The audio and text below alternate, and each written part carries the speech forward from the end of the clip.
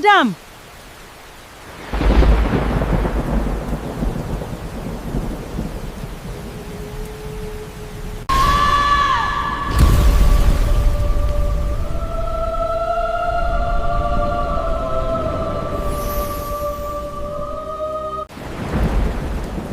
The ancient pact demands one life. No! I refuse to let you take her! There are houses that keep memories. There are houses that keep secrets. And then there are houses that keep people. In the ancient heart of Oyo stood one such house, a vast royal compound surrounded by cracked walls, dying trees, rusted iron gates, and towering wooden pillars carved with faces of ancestors who had been dead for generations. Locals called it Alade, the Palace of Kings.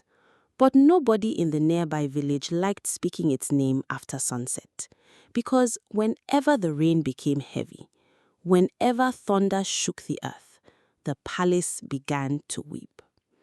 Not metaphorically, not in the way old buildings creaked in storms. People had crying, a woman's crying. And on the night 27-year-old Adesewa Akinola became the new bride of the Alade family, she heard it for the first time. She was standing alone beneath the enormous roof of the central courtyard when the first drop landed on her cheek. She looked upward. The sky was black. Rain hammered the zinc roof surrounding the courtyard. Oil lamps flickered along the veranda. The air smelled of wet earth, smoke, and something older, something she couldn't identify. Then she heard it, a soft sob. Adesewa froze. Another sob followed. Then a woman's voice whispered through the darkness. "Please." Adesewa turned. Nobody was there. "Please." The voice came again, this time from directly behind her. She spun around. Nothing. Only the ancient wooden pillars. There were 12 of them surrounding the courtyard. Each was taller than a man and intricately carved with faces, animals, crowns, and strange symbols. Adesewa stepped backward. Then one of the pillars made a sound. A wet, trembling sound, like someone crying behind a wall. She stared. A thin stream of water ran down the carved face of the pillar. But it wasn't clear water. It looked dark, almost black. Adesewa's breathing stopped. Then lightning flashed. For one terrifying second, she saw the figure of a woman standing beside the pillar. The woman wore a long, traditional white lace dress. Her hair was loose, her face was hidden, and water dripped continuously from the hem of her dress. Adesewa blinked. The woman disappeared. Only the pillar remained. Then someone grabbed her shoulder. Adesewa screamed, "Madam!" It was Mama Sade, the elderly housekeeper. The old woman looked frightened. "Don't stand here after midnight." Adesewa swallowed. Who was that? Mama Sade stared at the pillar. Her lips trembled. "Madam, you are the new wife." Adesewa nodded. Mama Sade looked into her eyes. "Then you must learn something quickly." "What?" The old woman's gaze returned to the pillar. "Never answer when the palace calls your name." A loud crack of thunder shook the compound, and somewhere inside the palace, a woman began to laugh. If you love African Gothic mysteries, forbidden romance, ancestral secrets, and stories where the dead refuse to stay buried, make sure you subscribe to the Elite African Storyteller. Because what Adesewa was about to discover inside that palace was far worse than a ghost. 3 days earlier, Adesewa believed she was marrying into paradise. The Alade family was wealthy, old money, very old money. Their fortune came from land, agriculture, historic properties, and businesses scattered across southwestern Nigeria. But wealth wasn't what attracted Adesewa to Adebayo Alade. It was his quietness, his intelligence, and the sadness in his eyes.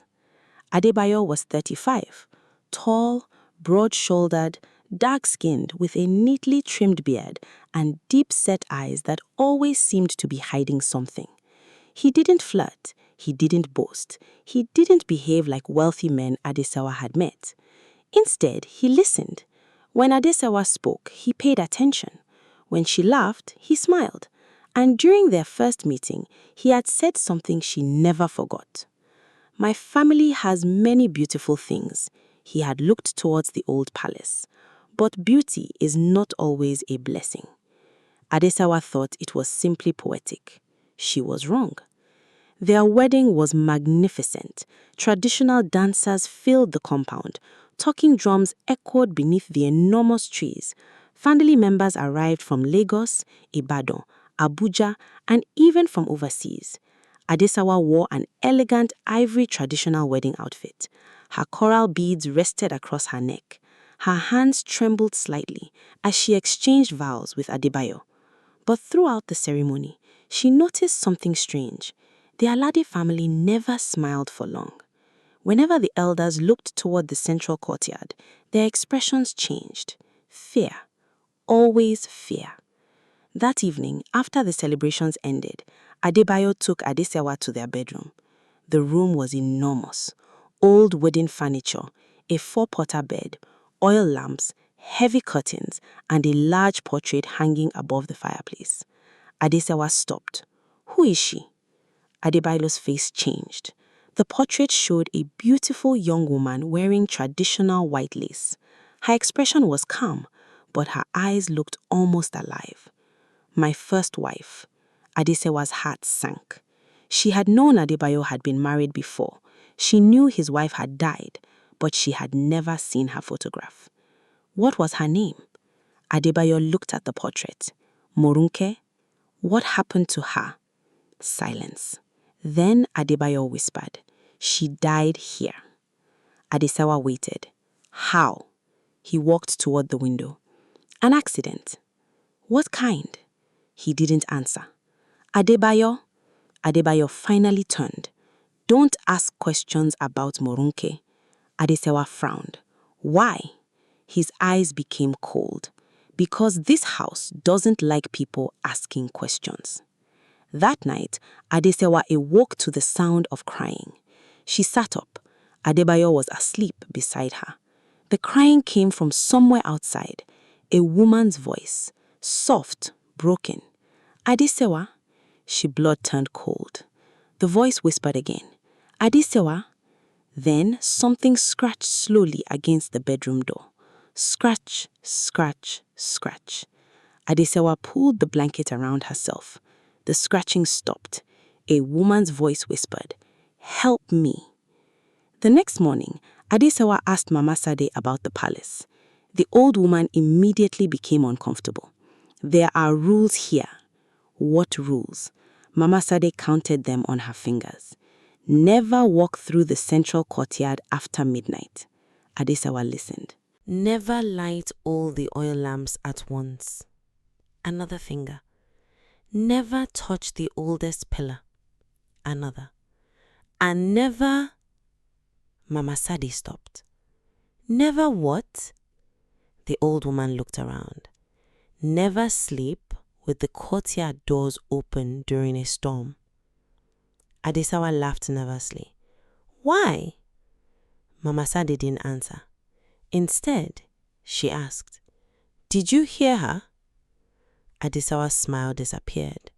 "Who?" Mama Sade stared at her. "Morounke." That was the first time Adesewa realized the servants knew more than they admitted. Later that afternoon, she found Adebayo in the library. He was sitting alone beside the window, reading an old leather-bound book. She approached. "I heard someone crying last night." Adebayo didn't look up. "You are dreaming." "I heard someone call my name." He closed the book. "Adesewa." "I saw something in the courtyard." His jaw tightened. "You need to leave that place alone." "Was it Morounke?" He stood. "Enough." "Why are you afraid of her?" His expression softened. "I am not afraid of her." "Then what are you afraid of?" He looked away. My family. That answer disturbed her more than anything else. 3 nights later, the storm came. Rain exploded against the zinc roofs. Wind tore through the trees. Lightning illuminated the palace every few seconds. Adesewa couldn't sleep. Adebayo wasn't in the room.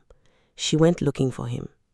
She found him standing in the central courtyard, barefoot, soaked, staring at the oldest wooden pillar.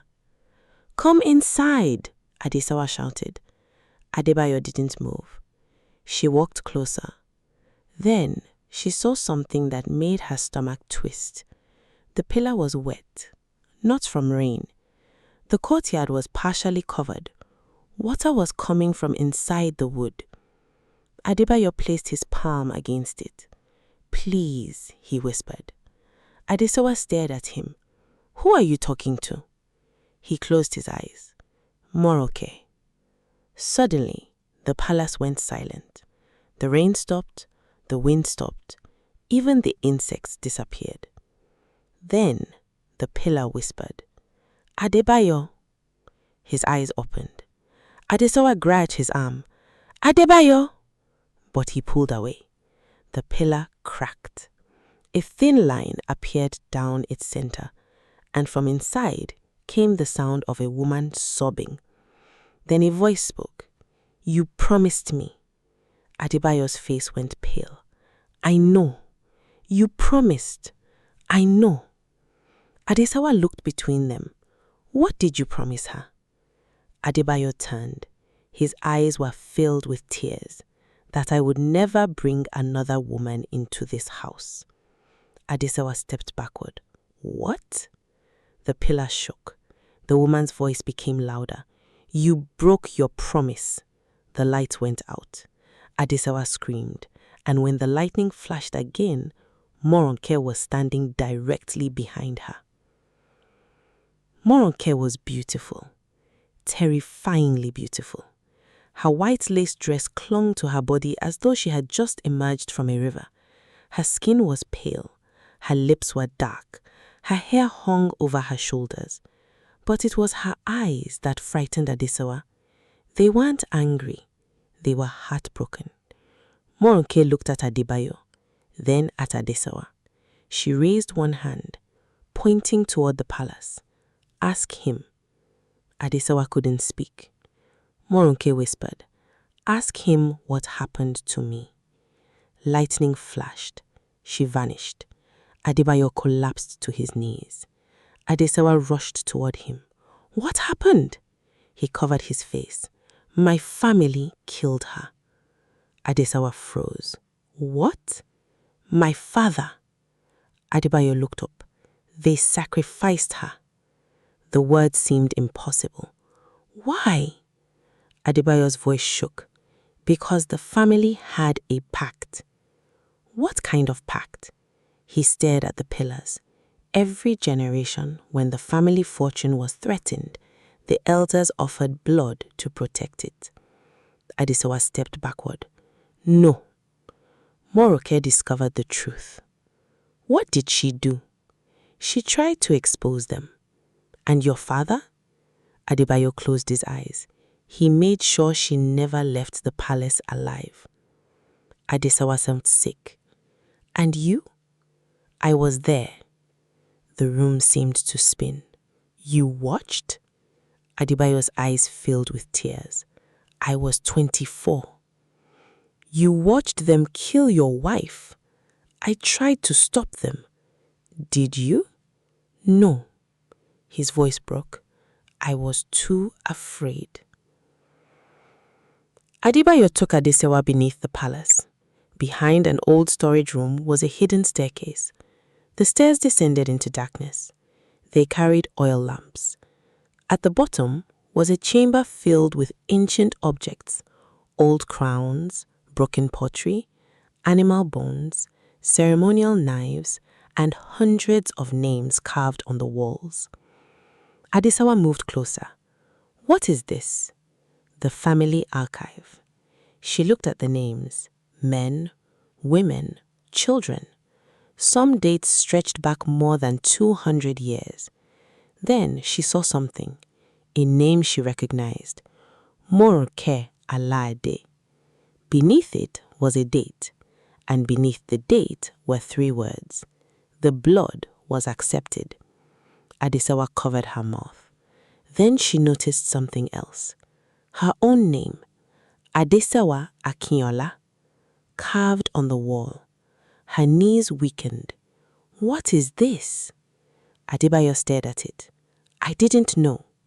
You brought me here knowing this? I didn't. He moved toward the wall. There was another inscription. The new bride will complete the debt. Adesewa turned toward him. What debt? Adebayo shook his head. I don't know. Suddenly, the chamber door slammed shut. The oil lamps flickered, and Morunke's voice echoed from the darkness. He knows.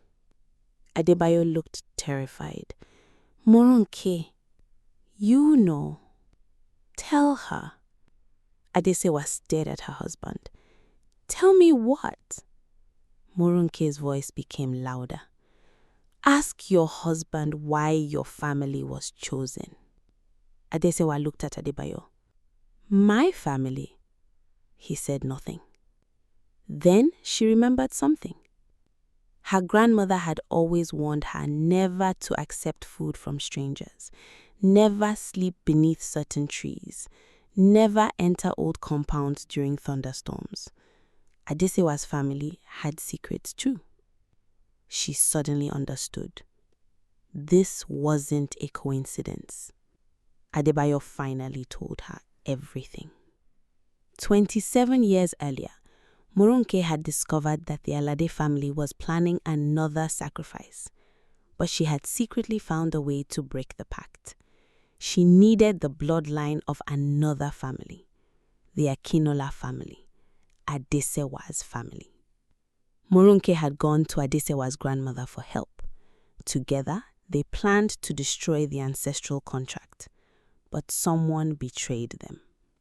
Adebayo's father and Adesewa's own uncle. The 2 men made a deal.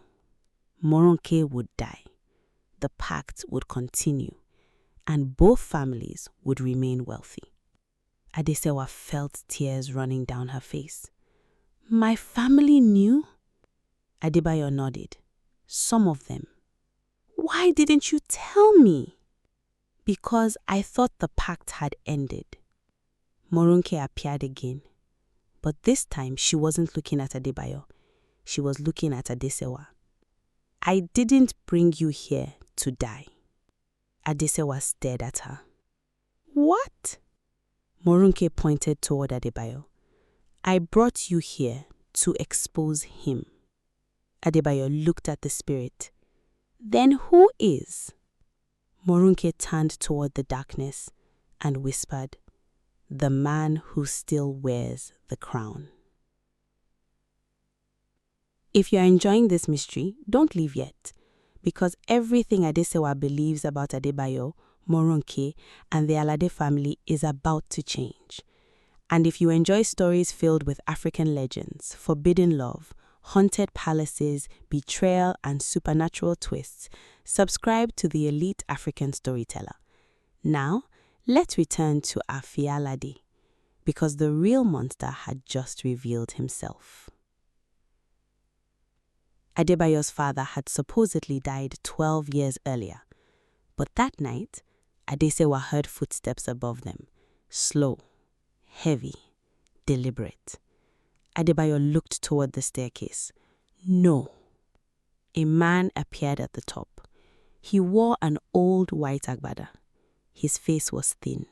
His eyes were completely black. Adebayo stepped backward. Father? His father smiled. Welcome home, my son.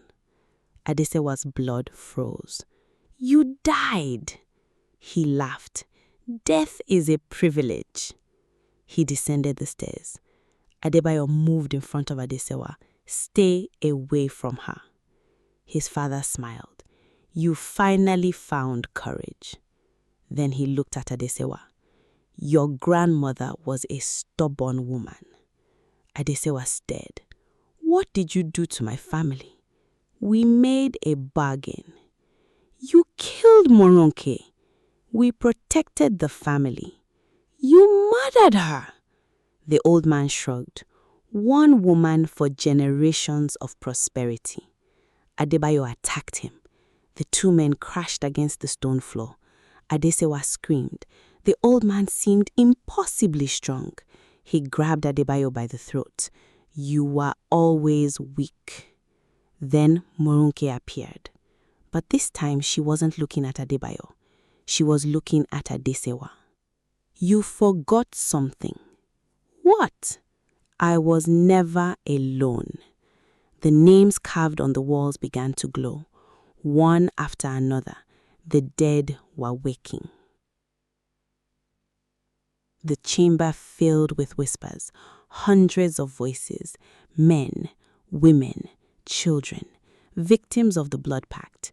Their spirits rose from the walls like shadows. The old man screamed, No! Morounke stepped toward him. You made us guardians. She raised her hand. You made us witnesses. The pillars cracked.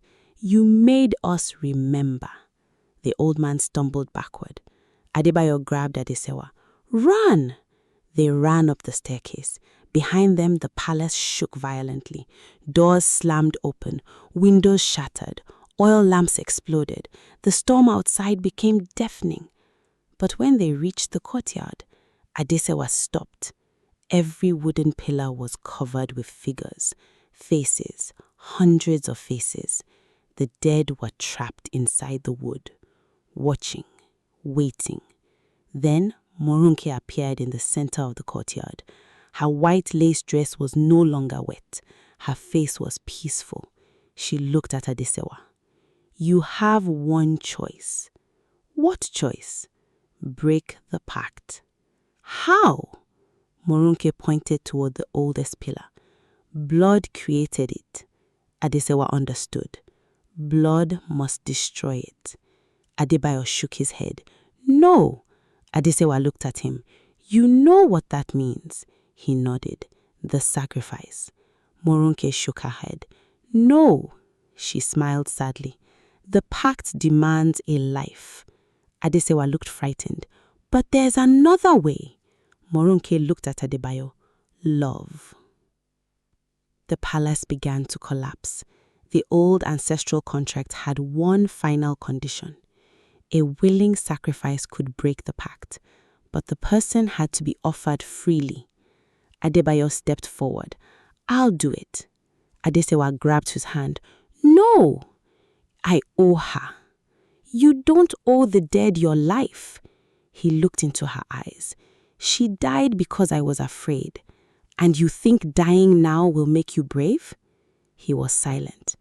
Adesewa stepped closer. You loved Morounke. Yes. But she doesn't want you dead. Morounke watched them. Adesewa continued. You've spent your entire life punishing yourself for something you couldn't stop. Adebayo's eyes filled with tears. You can't change the past. She held his face. But you can refuse to repeat it. Morounke smiled. Then the oldest pillar cracked open. Inside was a small black stone covered in dried blood, the ancestral covenant. Adebayo stared. What do we do? Adesewa took the stone. We choose each other, Morounke whispered. Together. Adesewa and Adebayo placed their hands on the stone. The palace shook. A deep voice emerged from the ground. One life. Adebayo shouted, No! The voice returned. One life. Adesewa looked at him. Then she looked at Morounke. She understood. The pact had been built on fear. It survived because generation after generation obeyed it. So she did the one thing nobody before her had done. She refused. No. The palace went silent. The voice boomed. You cannot refuse. Adesewa raised the stone. I can. She smashed it against the pillar. Once, twice, the stone cracked. The palace screamed. Every pillar began crying. The spirits inside them began pouring outward. Morounke screamed. Adebayo held Adesewa, and the entire palace erupted in white light. When Adesewa opened her eyes, the storm was gone. Morning sunlight entered the courtyard.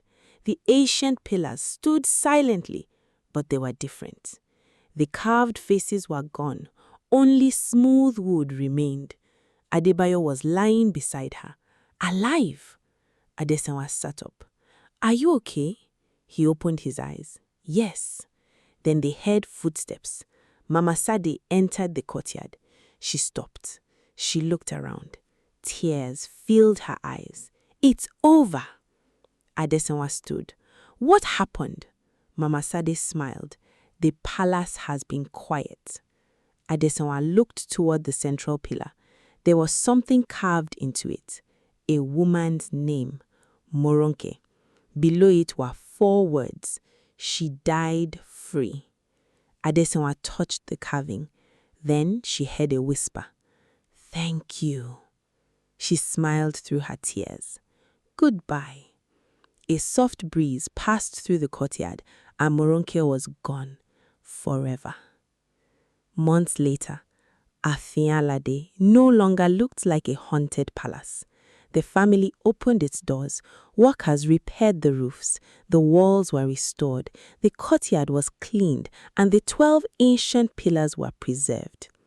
Adebayo gave away much of the family's inherited fortune. Some relatives called him foolish. Others called him insane, but he didn't care. He and Adesewa eventually left the old palace. They built a smaller home outside the city, a home filled with sunlight, children's laughter, music, and no locked rooms. One evening, Adesewa asked him, Do you ever miss the palace? Adebayo smiled. Sometimes. Why? He looked at her. Because that's where I finally learned what love really means. She smiled. And what does it mean? He took her hand, choosing someone even when fear tells you to run. Adesewa leaned against him. For the first time in generations, the Alade family was free. Or so they thought, because 1 year later, a new caretaker arrived at the restored palace. He was inspecting the courtyard when he heard something, a soft sound, like someone crying. He turned. The 12 pillars were silent. He continued walking. Then he heard it again. Help me. He froze. The voice came from beneath the floor. The caretaker slowly looked down. A crack had appeared between the stones. Something was glowing beneath it. He knelt, moved one stone aside, and discovered a hidden wooden box. Inside was a piece of old white lace, still wet. Beside it was a letter. The caretaker opened it. Only one sentence had been written. The first pact is broken. He exhaled. Then he saw the second line, but the second one has just begun. The caretaker dropped the letter. From somewhere deep beneath the palace, a woman began to laugh. People in Oyo still tell stories about Alade. Some say the palace was cursed. Some say the curse was broken. Others say the spirit simply moved somewhere else. But older people tell a different story. They say that when heavy rain falls over Oyo, when thunder shakes the rooftops, and when the moon disappears behind black clouds, you should never stand beneath an old wooden pillar alone, because sometimes you may hear a woman crying. Sometimes you may hear someone calling your name. And if you are foolish enough to answer, the palace will remember you. There is one final story. They say that years after the event of that terrible night, Adesewa returned to the palace. She walked into the central courtyard alone. The 12 pillars stood quietly under the afternoon sun. She touched the oldest one, and for a moment she felt warmth. Then she heard Morunke's voice, not crying, not angry, smiling. Love was stronger. Adesewa closed her eyes. Yes. A breeze moved through the courtyard and the pillar remained silent. For the first time, this silence felt peaceful. But perhaps that is the strangest thing about haunted places. They are not always haunted because the dead want revenge. Sometimes they are haunted because someone was never allowed to tell the truth. Morounke had been silenced. Her story had been buried. Her death had been turned into a family secret. But eventually, the truth found a voice, and that voice changed everything. So if this story kept you listening until the very end, subscribe to the Elite African Storyteller. Turn on the notification bell so you don't miss our next African mystery, romance, supernatural thriller, or forbidden love story. And tell us in the comments, if you were Adesewa, would you have stayed in Alade after hearing the first woman cry? Because sometimes the most frightening question isn't, is the house haunted? It's, what is the house trying to tell you? Until our next story, be careful what you hear in the silence, because some houses don't forget, and some ghosts are still waiting to be heard. Subscribe for the next chapter of the story. To be continued.